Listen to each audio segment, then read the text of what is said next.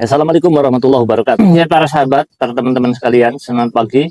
Pada kesempatan kali ini saya akan membagikan tips bagaimana caranya menanam tanaman atau sayuran di lahan yang bekas kita tanami atau di lahan janda gitu ya, bahasa populernya. Nah, kebetulan kemarin saya sudah menanam oyong atau gambas ya, dan sekarang saya akan menanam mentimun dengan cara tidak bongkar lahan atau menghemat tenaga dan menghemat biaya untuk masul dan lain sebagainya.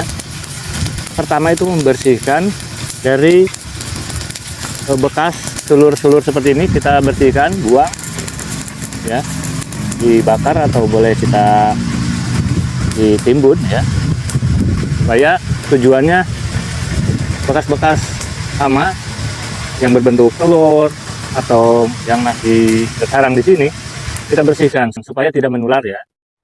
Dan kebetulan sekarang ini masih di musim kemarau, jadi di daerah saya ini lumayan ya untuk penyiraman agak sulit ekstra tentunya, dan juga serang hamanya cukup lumayan ya, harus kita perhatikan.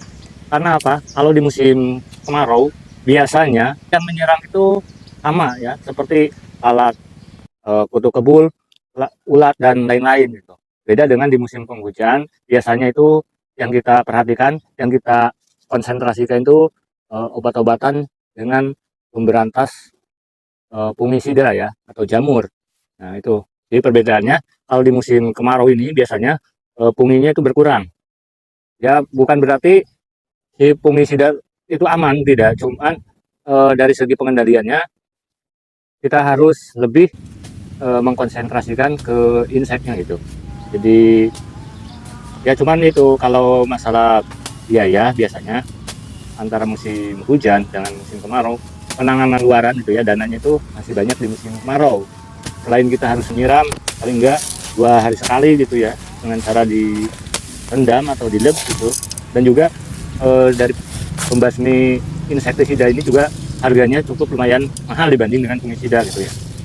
Itu yang sering saya alami. Dan bagaimana caranya mengolah lahan janda ini atau bekas kita tanami kemarin oyong dengan tanaman mentimun ini, caranya yuk kita saksikan. Nah, setelah kita membersihkan lahan atau sterilisasi lahan, baru kita langkah kedua yaitu memberikan kapur dolomit, yang mana kapur dolomit ini tujuannya supaya menjadikan pH tanahnya itu netral. Karena apa? Karena tanah itu kalau sering digunakan oleh tanaman dan kebanyakan pupuk kimia itu biasanya pH-nya jadi asam. Nah, maka dengan mensiasati kita menaburkan kapur dolomit ini ke lahan, maka dengan sendirinya kandungan dari kalsium kapur ini akan menetralkan pH tanah ya. Setelah kita memberikan kapur dolomit, juga kita kasih pupuk dasar berupa vertipos ya, atau TSP atau SP36 ya. Itu gunanya nanti untuk pembuahan, perakaran dan juga pertumbuhan. Mana kandungannya itu mengandung unsur fosfat ya. Makanya kenapa kita kasihkan di awal, karena fosfat itu sistemnya itu bersifat slow release ya, diserapnya itu secara lambat gitu ya, maka kita kasihkan di awal.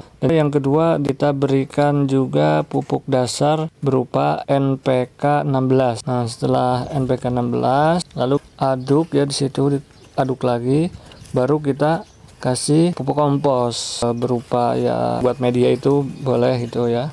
Nah, ini supaya kandungannya nanti dengan kompos itu awal mula kita tancapkan benih, nantinya akan menjadi starter untuk pertumbuhan awal ya, jadi tidak panas gitu.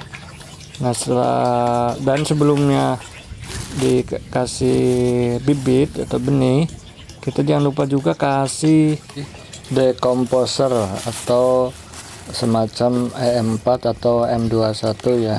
Gunanya ini untuk membuat kompos alami ya. Kalau saya milih M21 ya. Kandungannya itu komplit, selain ada bakteri dan juga ada trichodermanya ya, jamur yang baik gitu ya. Nah, setelah itu baru kita nanti tanamkan bijinya langsung, dan jangan lupa juga nanti disiram, dan juga nanti ada perlakuan selanjutnya ya.